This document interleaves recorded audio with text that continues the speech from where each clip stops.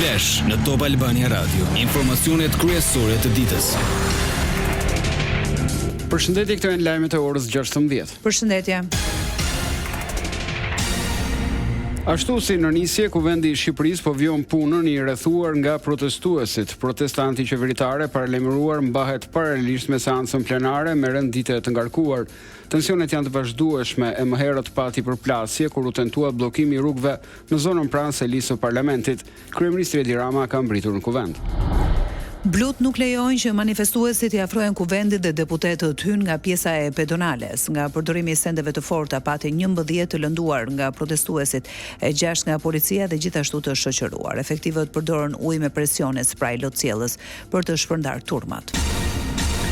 Sali Berisha tha se parlamenti mblidhet në rrethim dhe u shpreh se i vetmi akt i përgjegjshëm është të deklarojë fundin e tij, por kreu demokrat nuk u përgjigj nëse ai vet do ta djeg mandatin. Ne kërkojmë sot vetë shpalljen, shkrirjen e këtij parlamenti. Ky është i vetmi vendim i drejtë që parlamenti mund të marrë sot. Faleminderit. Faleminderit. Faleminderit. Faleminderit. Faleminderit.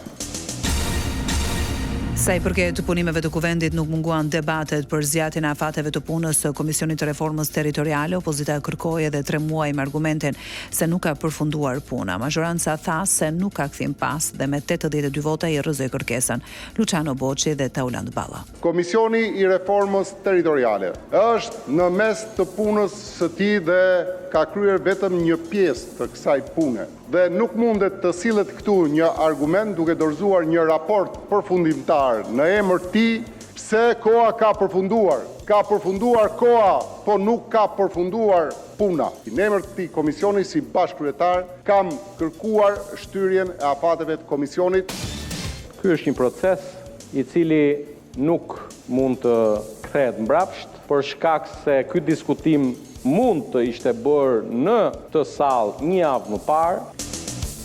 Ndërkaq, duke folur para mediave, Berisha tha se PD-ja është për një model me 90 deri në 110 bashki ku të shtohen komunat.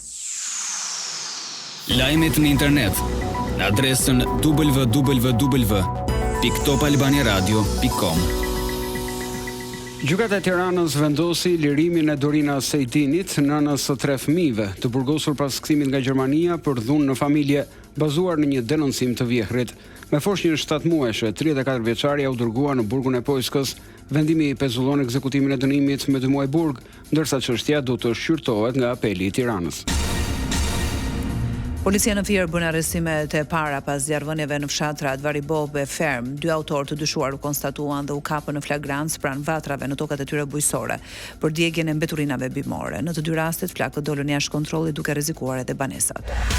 Lajme nga bota.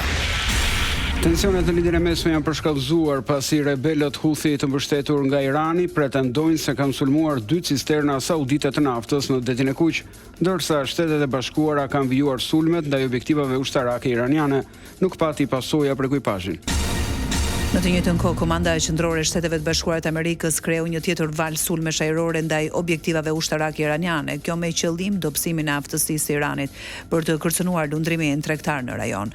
Ndërkohë, Garda Revolucionare Islamike tha se ngushtisa strategjike e Hormuzit është plotësisht e mbyllur pas një shpërthimi.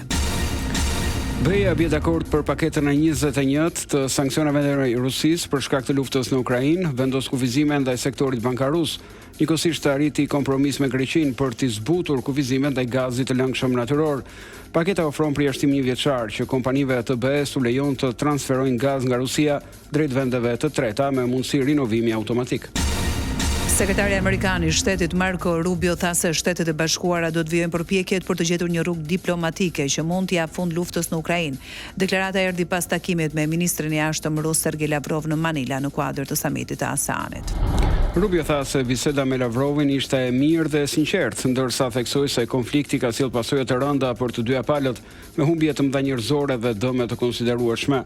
Sipas tij, si Rusia ashtu dhe Ukraina duhet të kenë interes për përfundimin e luftës. Sport.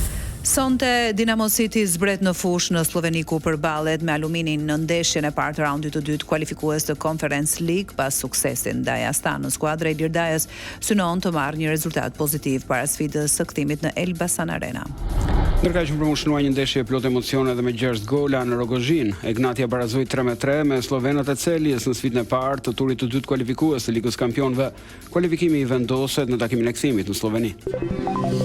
Parashikimi i motit. Vendi ynë është në ndikimin e masave ajrore të qëndrueshme, moti vjon me kthjellime dhe vranësira që do të vijojnë në shtim në orët e vona të mbrëmjes, rash më drejtim veri perëndim veri lindje me shpejtësi mesatare 7 metër për sekond dhe hera herës fiton shpejtësi deri në 12 metër për sekond. Ndoqet një përmbledhje të zhvillimeve kryesore deri në këtë moment. Edicioni informativ i radhës është në orën 17. Unë jam Ervin Nikolla. Unë jam Ersilda Doko. Kjo është Top Albania Radio.